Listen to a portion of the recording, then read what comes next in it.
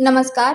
प्रहार जनशक्ती पक्षाच्या राळेगाव तालुका शाखेत महत्त्वाची संघटनात्मक नियुक्ती करण्यात आली आहे. पक्षाचे कार्याध्यक्ष महेंद्र उर्फ बाळू जंजाळ यांच्या स्वाक्षरीने संजय गुरनुले यांची युवा तालुका अध्यक्षपदी निवड झाली आहे. तसेच त्यांच्यावर राळेगाव तालुका रुग्ण मित्र पदाचीही जबाबदारी सोपवण्यात आली आहे. नियुक्ती पत्रानुसार भारतीय संविधानावर विश्वास ठेवा, समाजवाद, धर्मनिरपेक्षता, लोकशाही आणि देशाची एकात्मता यांना मान देऊन सर्वसामान्य नागरिकांच्या सामाजिक, आर्थिक, सांस्कृतिक आणि राजकीय विकासासाठी कार्य करण्याची जबाबदारी संजय गुरनुले यांच्यावर सोपवण्यात आली आहे. ही नियुक्ती प्रहार जनशक्ती पक्षाचे संस्थापक अध्यक्ष बच्चूभाऊ कडू यांच्या पुढील आदेशापर्यंत कायम राहणार असून या पदासाठी कोणतेही मानधन, भत्ते किंवा आर्थिक लाभ मिळणार नसल्याचे स्पष्ट करण्यात आले आहे. पक्ष संघटना मजबूत करणे, शेतकरी आणि नागरिकांना शासकीय योजनांचा लाभ मिळवून देणे, अडचणीत असलेल्या रुग्णांना मदत करणे तसेच विविध सामाजिक उपक्रम राबविणे ही त्यांच्या